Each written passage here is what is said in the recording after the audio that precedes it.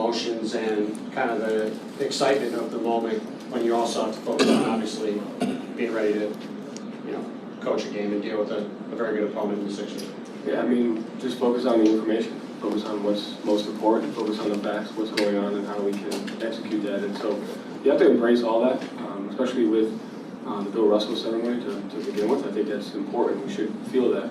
But then it's focusing on the information, how do we process it, and then how do we execute. Have you managed to figure out starters yet? I have. I'm sorry. Would you be surprised this year? Not yet. So you talked about information.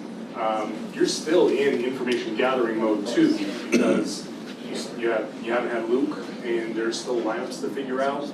How do you gather that information while still trying to execute what you're trying to execute? Yeah, I mean, I think every game will bring about information, and so how our coverage is going, what are our adjustments like. So I think it's just constantly focused on what the next step is to give our team the best chance to win. And, there will be moments in the season to where we look towards different things to get further information, like you're saying, and so we just have to try to think of those ahead of time and try to have a plan for them.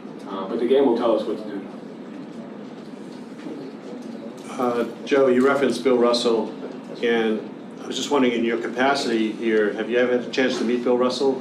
I haven't, no. Did not. Do you know if your dad ever did? I don't think so.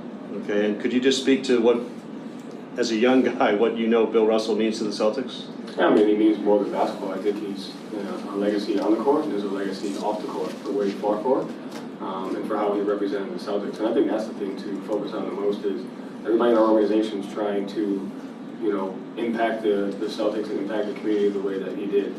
And so that's how we can focus on that, and I think that's a great segue into the game tonight.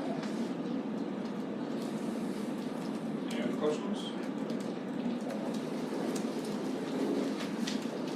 Joe, this is a team with high expectations. How are you managing the expectations with this group? Nobody will have higher expectations than we have on ourselves, and I think that's how we have to look at it.